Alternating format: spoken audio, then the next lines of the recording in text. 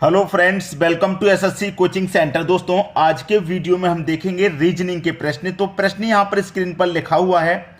हम इस प्रश्न में करते क्या है ये देखेंगे कि हमारी बड़ी संख्या कहाँ पर है। तो मैं ऐसे चलूंगा, बड़ी संख्या मेरी 21, ऐसे चलूंगा तो 25 और ऐसे चलूंगा तो ये x की जगह पे कौन सी संख्या आएगी वो हमें मालूम हो जाएगा। तो मुझे करना क्या होगा, 8 से और 3 से मुझे 21 बनाना है। कैसे बना पाऊंगा? 8 से और 3 से 21 कैसे बनेगा? अगर मैं 8 और 3 जोड़ूंगा तो 11, 21 नहीं बन पा रहा। दोनों का अगर मैं अंतर करूं, जैसे कि 8 और 3 का अंतर 5 होगा, 5 का स्क्वायर करूंगा 25, तब भी नहीं आ रहा। दोनों का अगर मैं गुना करूंगा 8 त्रिक का 24 होगा, 21 फिर भी नहीं आ रहा। लेकिन रीजनिंग है भाई, कुछ ना कुछ लॉजिक तो दे रखा होगा। अब देखिए यहाँ पे क्या हो रहा है, मुझे एक हिंट तो ये मिल गया कि मैं 8 और 3 का गुना करूंगा तो मैं 24 पे पहुंच जाऊंगा। 8 त्रिक का 24, मैं 24 पर पहुंच जाऊंगा, ये तो मुझे मालूम हो गया। अब 24 से वापस 21 पे कैसे आऊंगा, क्योंकि मुझे 21 बनाना है। तो ये जो बाद वाली संख्या जो 3 है ना, मैं इस 3 को घटा दूं, 24 में से 3 जाएगा तो मुझे 21 मिल जाएगा। ये बात तो कंफर्म है, 21 मिल गया। वही लॉजिक यहां पे लगाऊंगा। मैंने क्या किया था, दोनों का गुना फिर दूसरी संख्या को माइनस। तो यहां पे भी दोनों का गुना करूंगा, 6 5 30 हो जाएगा, और दूसरी संख्या को माइनस करूंगा, यानी कि 5 को माइनस करूंगा तो 30 में से 5 जाएगा, 25 हो जाएगा। और यहां पे क्या दे रखा है, 25। दोनों में सेम पैटर्न इस्तेमाल हुआ, वही पैटर्न यहां पे इस्तेमाल हो जाएगा, आंसर आ जाएगा। दोनों का गुना और दूसरी संख्या को माइनस, तो 12 दूनी का कितना हो जाएगा भैया, 24। और दूसरी संख्या को यहां पे भी हम क्या कर देंगे, माइनस कर देंगे। 24 में से घटा देंगे 2 को, बचेगा कितना, 22। यही आपके प्रश्न का सही जवाब 22, यानी कि सी ऑप्शन। क्लियर सभी को? आसानी से समझ में आ रहा है, कोई परेशानी नहीं आएगी इन प्रश्नों में। अब देखेंगे अगला प्रश्न। अगला प्रश्न है, दिए गए विकल्पों में से लुप्त अंक ज्ञात करें। 8, 64, 216, x की जगह पे कौन सी संख्या आएगी वो हमें बताना है। 8, 64, 216 कुछ कॉम्बिनेशन संख्याओं में नजर आ रहा है कि नहीं आ रहा? पहले ये देखिए आप, 8 एक बहुत छोटी संख्या है। 8 से 64 पे मैं जाऊंगा तो एक बड़ी संख्या मिलेगी, फिर 216 पे जाऊंगा तो और बड़ी संख्या मिलेगी। भाई बहुत, यहां पर मैं इसको देखूं कि मेरे पास ये जो 8 दिया गया है किस फॉर्म में है। 8 की अगर मैं बात करूं तो 2 की पावर 3 8 होता है, 2 का क्यूब 8 होता है। अब यहां पर इसको मैं देखूं, ये 64 दे रखा है, 64 क्या होता है भैया, 4 की पावर 3 64 होता है। 216 क्या होता है, 6 की पावर 3 216 होता है।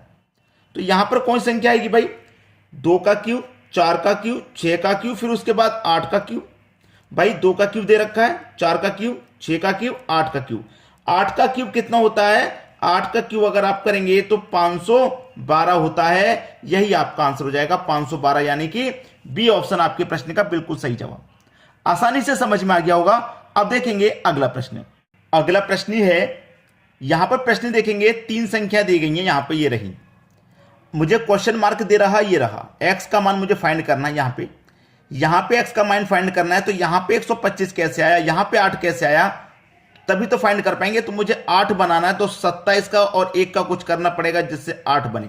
216 64 का कुछ करना पड़ेगा जिससे 125 बने। 729 343 का कुछ करना पड़ेगा जिससे कि मुझे x मिल जाए। तो सबसे पहला फोकस मेरा 27 और 1 पर है कि मुझे क्या करना है, कुछ भी करना है और 8 लेके आना है। तो मैं देखिए 27 का मैं क्या करूं, क्यूब रूट करूं। 27 का क्यूब रूट भैया कितना होगा, 27 का क्यूब रूट 3 हो जाएगा।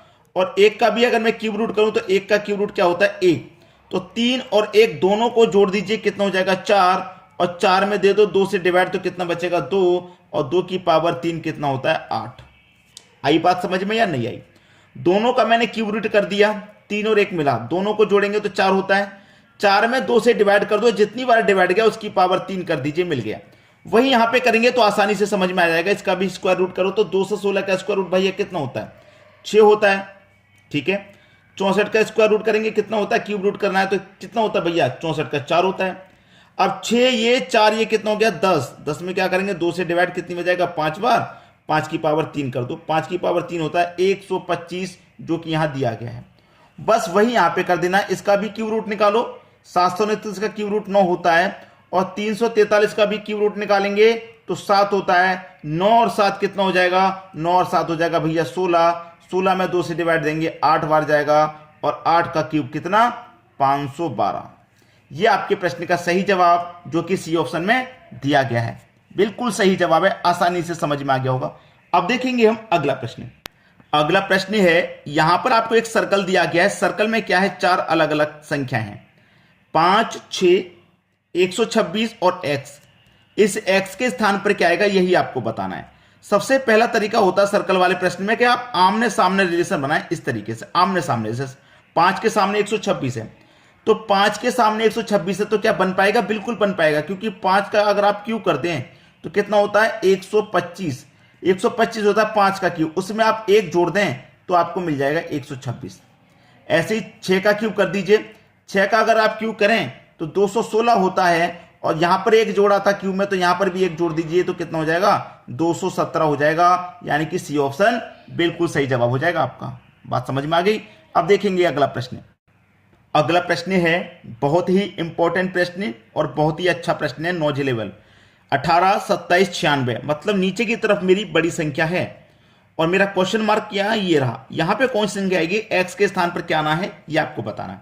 अब एक्स मेरा यहां पे कॉर्नर पे नहीं है, यहां पे है, तो यहां पर ये 3 कैसे आया, ये 2 कैसे आया? सबसे पहले हिंट मेरा ये होना चाहिए 2 कैसे आया, 3 कैसे आया, उसी तरीके से एक्स मिलेगा। तो 2 सबसे पहले कैसे मिलेगा भाई? 5 का और 4 का और 18 से कुछ करें जिससे कि 2 मिल जाए। तो मेरे पास ये 18 तो है ही बड़ी संख्या। इस 18 में मैं क्या करूं? इन दोनों संख्याओं को जोड़ के इसमें डिवाइड दूं। तो 5 और 4 कितना होता है? 9 होता है। 9 से इस 18 में डिवाइड दे दूं, कितनी बार जाएगा? 2 बार जाएगा, तो मुझे 2 मिल गया। ऐसे ही मेरे पास ये 27 है। क्या करूं? इन दोनों को जोड़ के डिवाइड दे दूं। 6 और 3 कितना होता है? 9। 9 से 27 दे दूं, 9 त्रिक का 27, मुझे 3 मिल गया। ऐसे ही मेरे पास ये 96 है। 96 में क्या करूं? दोनों को जोड़ के 12 और 4 16 को जोड़ के डिवाइड दे दूं। 16 छिक्के 96 होता है, मुझे 6 मिल गया। यहां क्या आएगा? 6 आ जाएगा, जो कि डी ऑप्शन में दिया गया है। बात समझ में आ गई सभी को? अब देखेंगे अगला प्रश्न।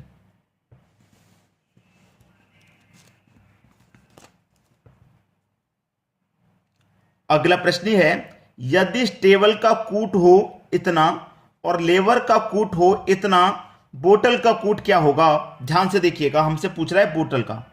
BOTTLE, इसका तो पूछा है। सबसे पहले देखिए बी का कोड मेरा क्या है, यहां पर देख लीजिए बी का 1 2 3 4 नंबर पे भी आ रहा है। 1 2 3 4 4 नंबर पे मुझे बी का कोड मिल गया। मतलब यहां पे 4 नंबर पे भी है और यहां पे 4 नंबर पे 4 दे रखा है, तो बी का कोड क्या हो गया? 4 हो गया। बी का कोड 4 हो गया। यहां पर भी बी है 1 2 3, चेक कर लो 1 2 3, यहां पर भी बी का कोड 4 है। यहां पे भी 4 था, यहां पे भी, दोनों जगह 4 है तो यहां भी 4 रहेगा। ओ का कोड चेक करें, यहां पे ओ नहीं है, यहां पर ओ है। 1 2 3 4, चौथे नंबर पे ओ है, तो 1 2 3 4, चौथे नंबर पे 7 आ रहा है, तो बी का कोड हो गया, ओ का कोड हो गया 7। अब टी का देख लो, दूसरे नंबर पे टी है, दूसरे नंबर पे 2 है, तो टी का कोड 2 हो गया, तो टी का कोड यहां पे भी 2। ठीक है। अब एल का कोड देखिए, लास्ट से सेकंड, तो लास्ट से सेकंड 8 हो गया। ठीक है, यहां फर्स्ट में ही है एल, और यहां फर्स्ट में कितना है? 5। ठीक है, यहां पे कितना है भैया? एल का कोड हमें देखना है। एल का कोड देखिए, लास्ट से फर्स्ट में, यहां पे भी लास्ट से फर्स्ट में 5 है, मतलब एल का कोड 5 हो गया। यहां पे एल फर्स्ट में ही है, यहां पे इसका मतलब फर्स्ट में 5 है, एल का कोड 5 हो गया।